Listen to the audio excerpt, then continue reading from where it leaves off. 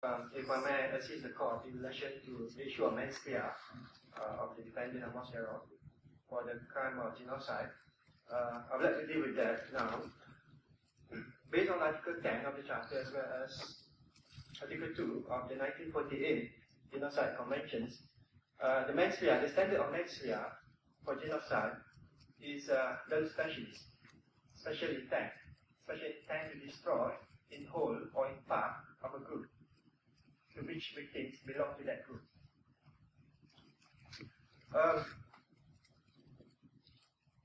In the present case, the special intent can be deduced, can be inferred from factual circumstances. It can be deduced, it can be inferred from factual circumstances. I would like to invite the court.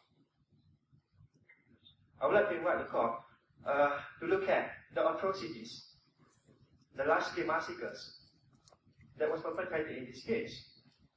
3,500 Palestinians died in the large-scale massacres. And out of these 3,500 Palestinians, most of them are children and women. So this is what we want the court to do, to adopt the approach of looking the facts cumulatively, looking the evidence in its totality, infer the special intent, not specialist, from the factual circumstances. The same approach has been adopted by ICTY and ICTR. There are a number of cases where special intent of the defendant, of the accused, has been deduced. There are a number of cases where special intent of the accused, the defendant, has been deduced from the factual circumstances. As I said, this is what we wanted the court to do. I would like to invite the tribunal to ICTY Friday Chambers judgment in Christic case. Christic, K-R-S-T-I-C. So in this case, in Christic case, what happened was the defendant planned and participated in a large-scale massacre of the Bosnian Muslims in Srebrenica that took the life of between 7,000 to 8,000 Bosnian Muslims. Look at the atrocities in Christic case. So the trial chamber in Christic case concluded that the intent to kill, the special intent, not the specialist in this case, to kill the Bosnian Muslim of the military age, demonstrate intention to destroy in part of the group, Bosnian Muslim. That's been done in this case by ICTY, International Criminal Tribunal for former Yugoslavia. Another case that I would like to draw the attention of the tribunal, Your Honours, is Akiyesu. Professor Gurja has mentioned Akiyesu case multiple times, and again I'm referring to this case. In Akiyesu, the ICTR, International Criminal Tribunal for Rwanda, also adopt the same approach, drawing the special intent, not the specialist, from the factual circumstances, looking at the atrocities, the impact of the massacre, large-scale massacre, the killings, extermination, or even genocide.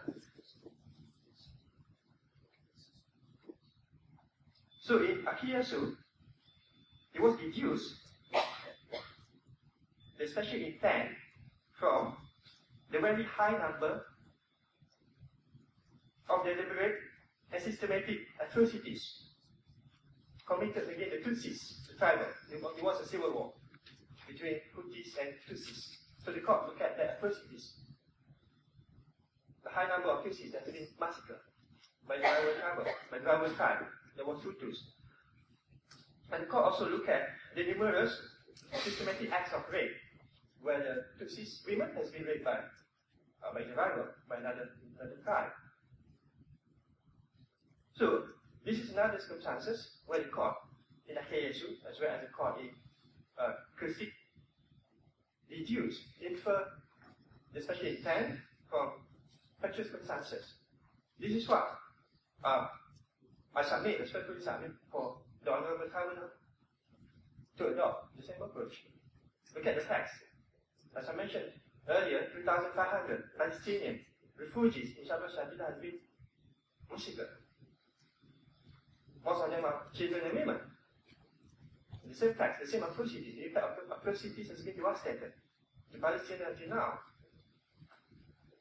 So the court, the tribunal, can look at, can deduce special intent to kill, special intent of the defendant, and most wrong, to kill in whole or in part of the group where the Palestinians belong to that group according to Article 2 of the Genocide Conventions.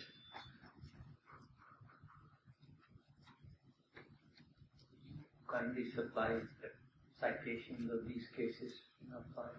I undertake to supply, Your Honor.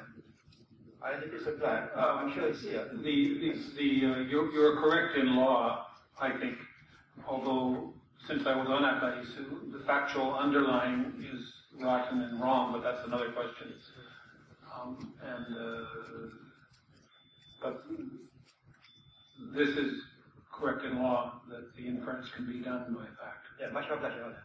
Another point that I would like to make, apart from atrocities that can be deduced, that can be derived from factual circumstances of the present case, Professor Godia has mentioned about the term, about the speech used by the parties involved, item, sharon, mopping up, cleaning up.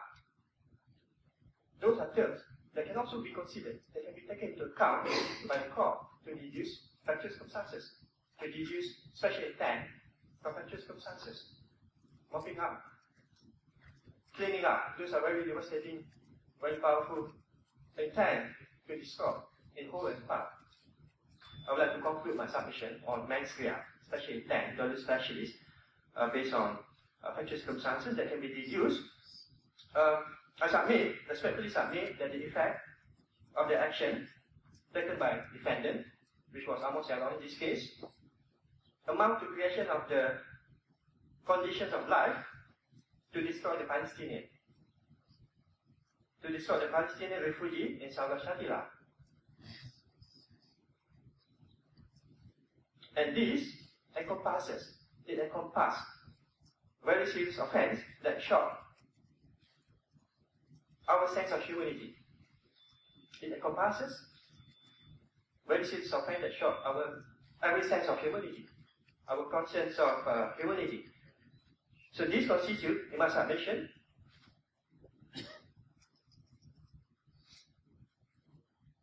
attack. This constitutes attack to the most fundamental aspect of human dignity. So, Your Honours, this is a crime of genocide under 1948 Genocide Convention. Much obliged.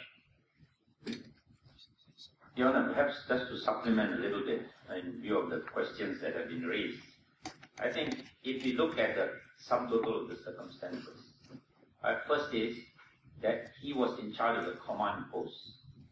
That's very clear. And there is evidence, as I submitted, that from the command post, you cannot but see what is going on. So there was clear visibility also as far as Yaron was concerned. And then he himself has said in the Yaron report,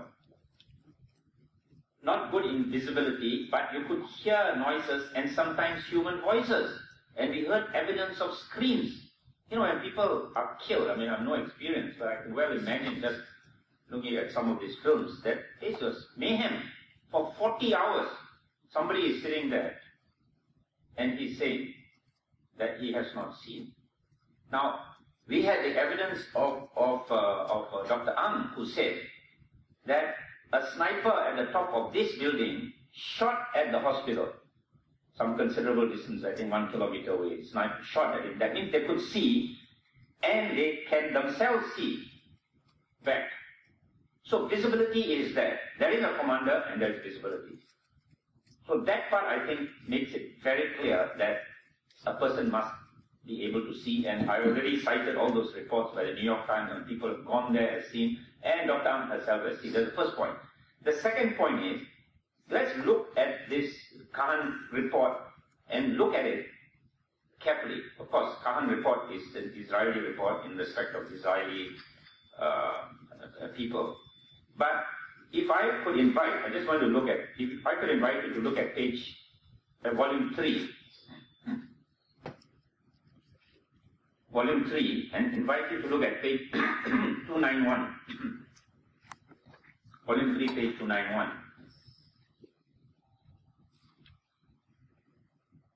Okay, so at page 291, starting at the top, we, meaning the Commission, has already determined that the means of supervision over what the phalangists were doing in the camps could not ensure the flow of real and immediate information on their action. It is difficult to understand how Brigadier General Yaron relied on these warnings and assurances when he knew about the phalangists' combat ethics. So he knows these people are going there to kill. And in the earlier part of the report, it is already described that the phalangists have this particular attitude.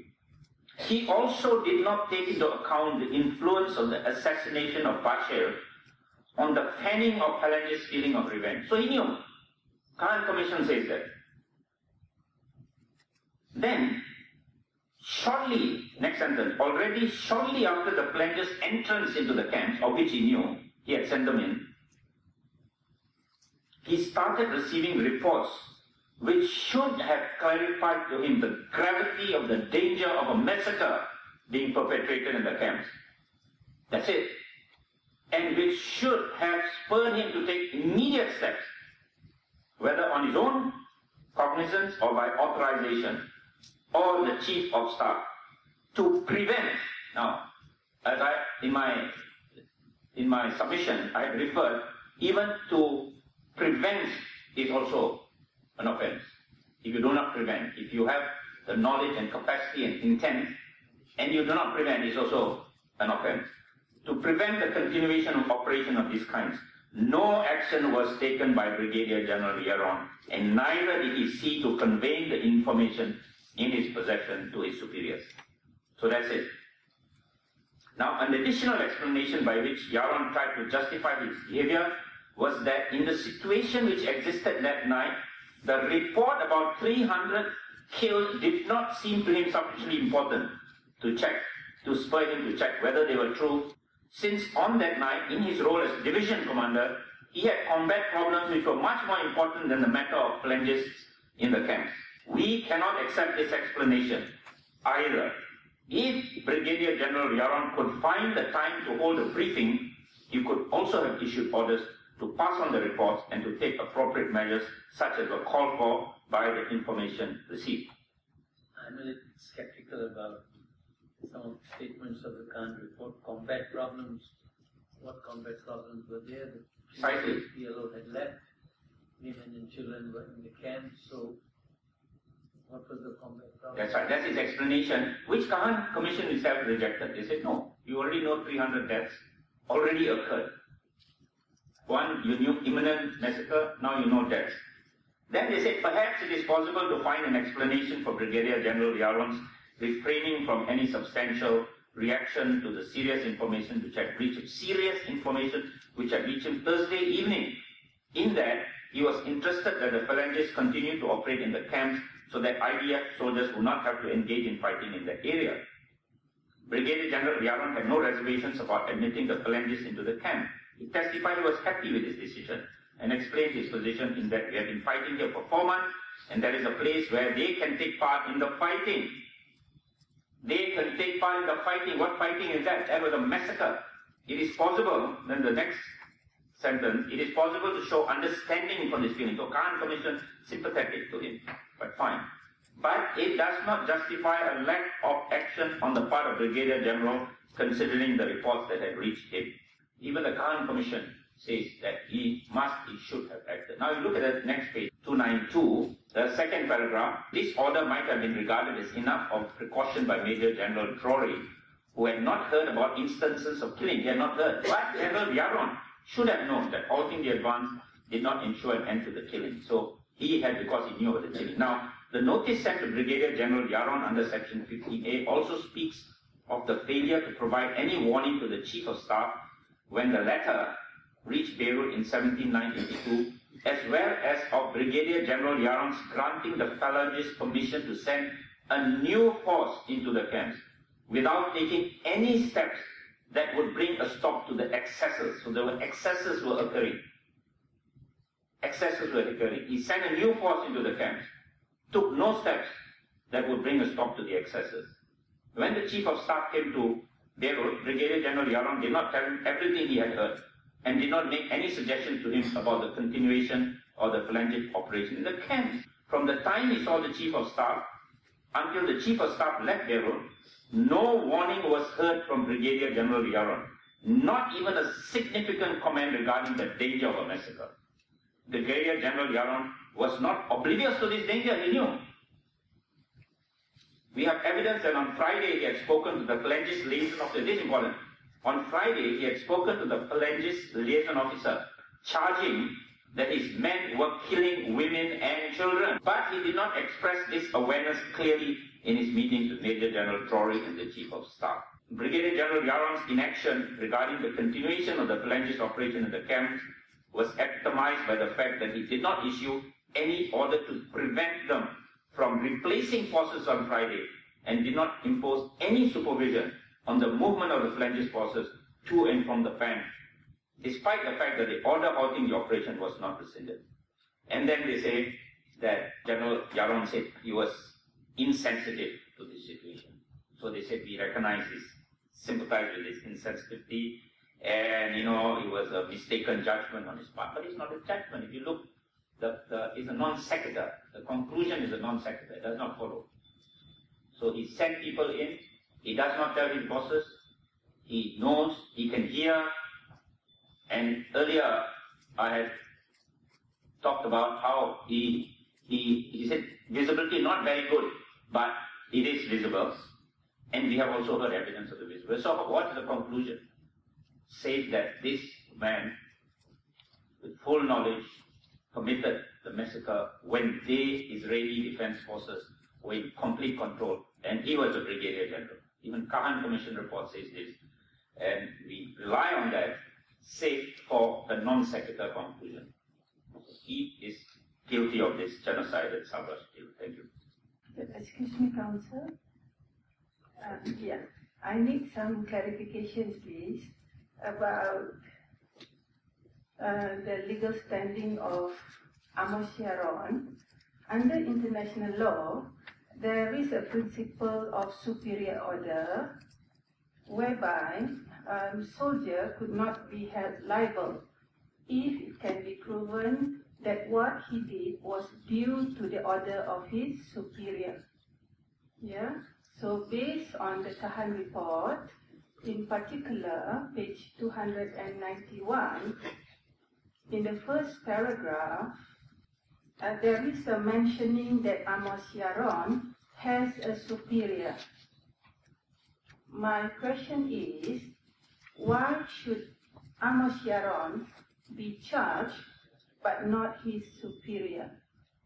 Well, the fact is that, if perhaps we should have charged Amos Sharon and Menachem Begin and so on.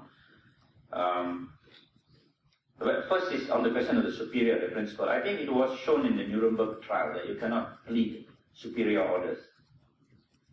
You cannot say I was acting on the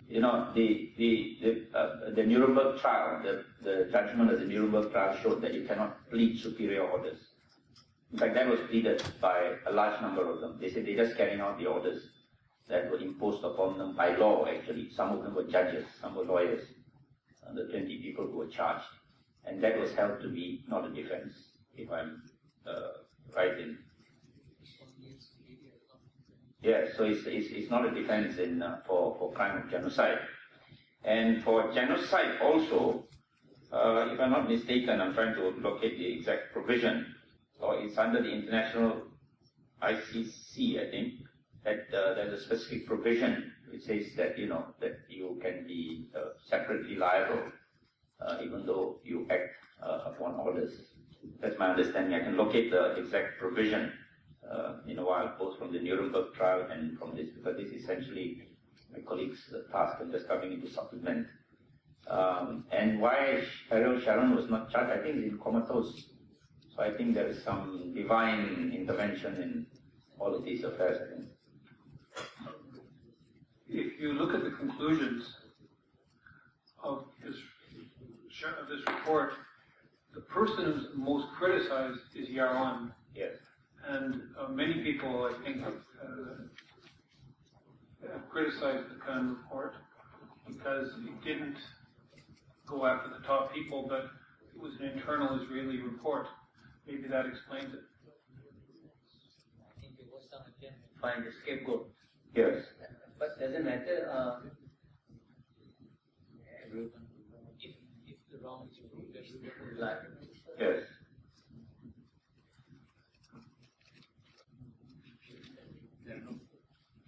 Thank you. Your Honour, if I may please assist on this point. If you look through further on the Kahan report, we will be able to examine and ascertain that the presence of the phalanges in the camp area is not entirely pursuant to the order given to Amos Yaron. However, we can see that the nature of the presence was permitted by way of coordination that continuously happened progressively. So we therefore conclude that Amos Yaron therefore have the specific intent allowing the phalanges to be present in the camp despite their combating nature. If I may invite Your Honours to page 227 of the Kahan report. We can see from here that the commanders of the phalanges arrived for their first coordinating session regarding the entry of their forces into the camps at about 11 a.m. on Thursday, 16th of September 1982. It was agreed at that meeting that they would enter the camps and coordinate the section with Brigadier General Yaron, commander of the division.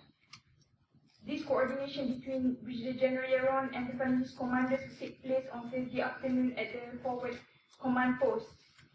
And subsequently, we can also see that Amos Yaron again met with the phalanges commanders for the coordination as per paragraph 239 at the second last paragraph. So therefore, there is very active involvement and not mere execution of the order from his superior that reflects and illustrates the specific intent on his part to execute genocide. That will be the submission on that point, Your Honours. Thank you. Okay, thank you. Professor Gundiyal, 16th September, so middle of the month of September, would it be very cold, fog in Sabra Shatila at that time? I'm thinking of the issue of visibility. So the weather, middle of September, would there be lots of fog affecting visibility, or is it clear weather? No, it was absolutely clear weather at that time. Because she's a resident there, and very clear weather, there's no question of fog. No further. The submissions, this is the prosecution submission for this stage and for the final stage as well. This is our final submission. No, at this point, no. We will respond after the tribunal makes a ruling as to whether there is or isn't a case to answer. I suggest we have a short agenda, 30 minutes. Excuse me, Your Honour, sir. May I just preempt any? If due to the hour, may I suggest that if there is a ruling that there is a case to answer, I would request that our submissions be taken tomorrow morning. I mean, I have no serious objection to that, but I'm just wondering if we can wrap it up today. We can sit a little later. Tomorrow is a Sunday.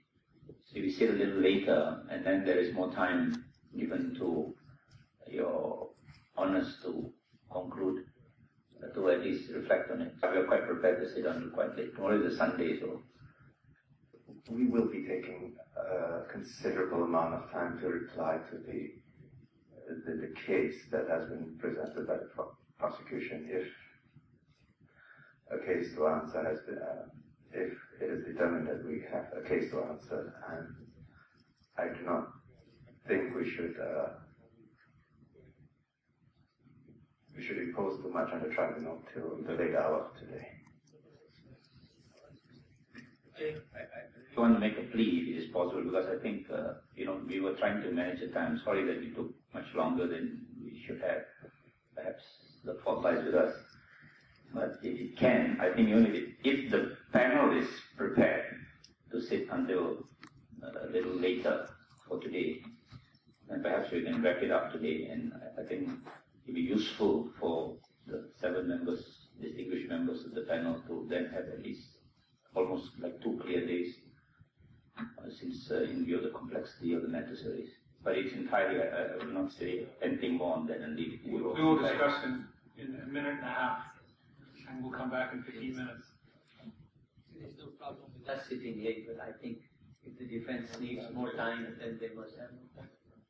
We'll get down. All rise.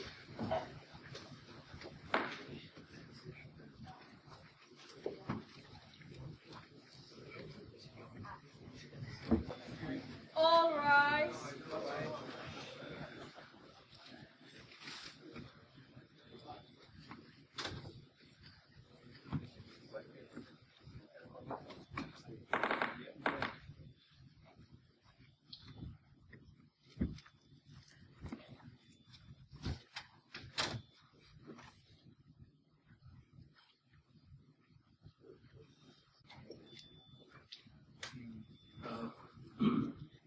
Thank you for coming back.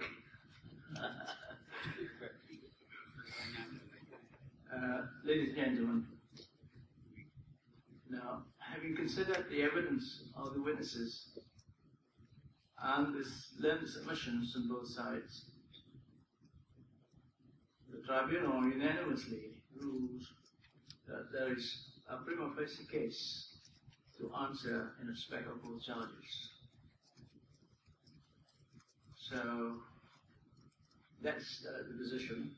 Therefore, the proceedings for today is now postponed and will commence at 9:30 tomorrow morning.